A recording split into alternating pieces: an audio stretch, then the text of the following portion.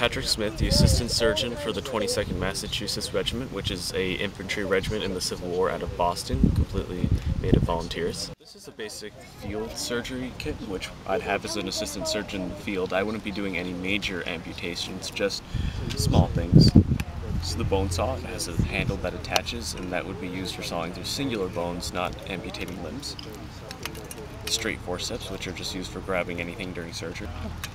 Straight forceps. The bone chisel, which is for flattening your bones so you don't have any jagged edges. Vein retractors, which would be held by an assistant to hold the veins back. Are you the doctor? Your tenaculum, oh, he is, which is used to pull back muscle or skin or any other thing to get out of the way during surgery.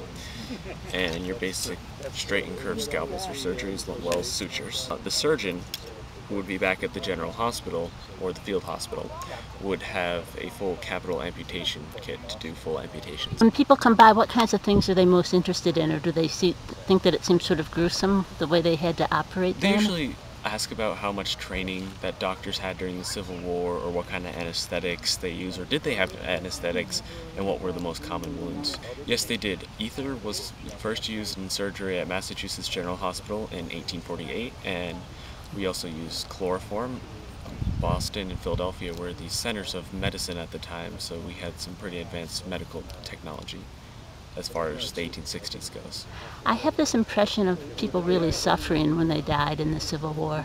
To a certain extent, the surgeons could only do as much as they can. They had to take care of a 1,000-man regiment, so especially when you're in the field, the surgeons would do all they could to make them comfortable, and then they would wait for an ambulance to take them to a general hospital, and that is usually where they die of their diseases, is waiting for the ambulance because they wouldn't have enough attention. But we did everything we could to make them comfortable while in the field.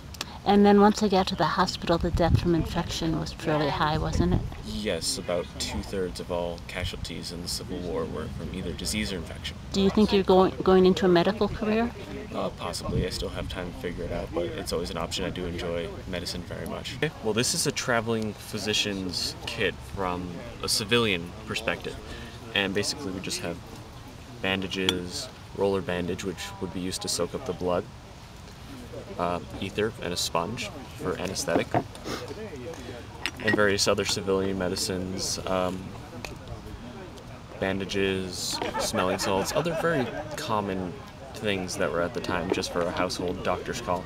We'll be in the upcoming series God in America by PBS. It's October 11th, 12th, and 13th. It's a story about a religion in the United States and how religion has weaved a fabric in the United States not seen in any other country.